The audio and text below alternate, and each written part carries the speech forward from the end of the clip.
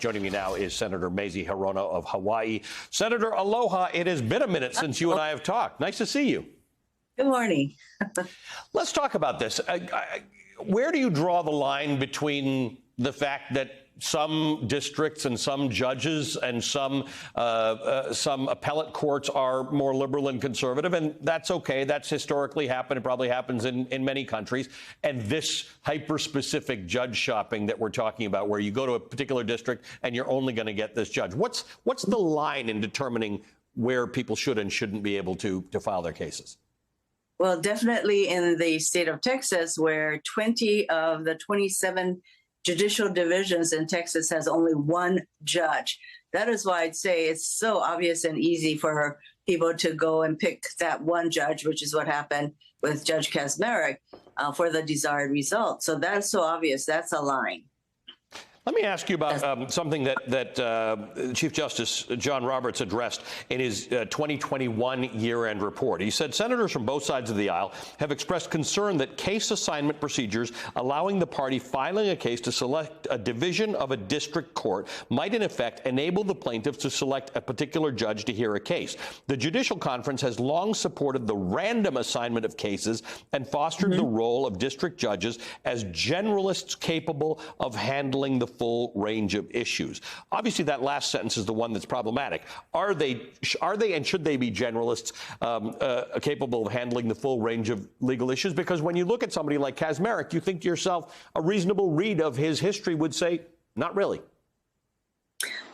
You know, basically, you want all of our judges to be able to decide cases based on objective, fair application of the law and the facts. That is not what happens with a judge like Kaczmarek, who has an ideological perspective. And frankly, that is how the majority of our Supreme Court decides too many cases, starting, of course, with the Roe decision.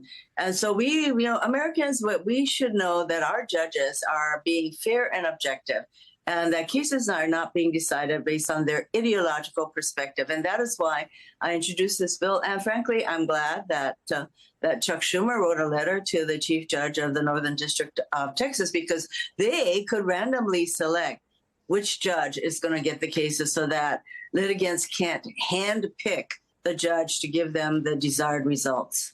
And in Senator Schumer's letter, he wrote, if that flexibility continues to allow litigants to handpick their preferred judges and effectively guarantee their preferred outcomes, Congress will consider more prescriptive requirements. Can you give me a sense of your bill and what these prescriptive requirements would be? How would they actually change the system?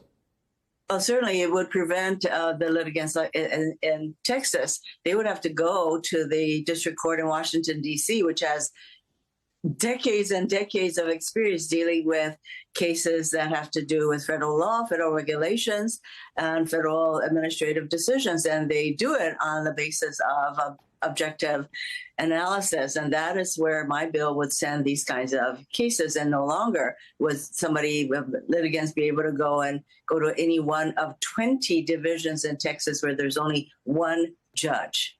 Last year, actually, after Justice Roberts' guidance, the rules were actually changed in Texas. There are patent cases now in western Texas, the Western District of Texas, that are now divided randomly between 12 judges in that district. Now, that was just a simple rule change. Could that fix this situation, or do you require legislation to do it? Oh, that would help.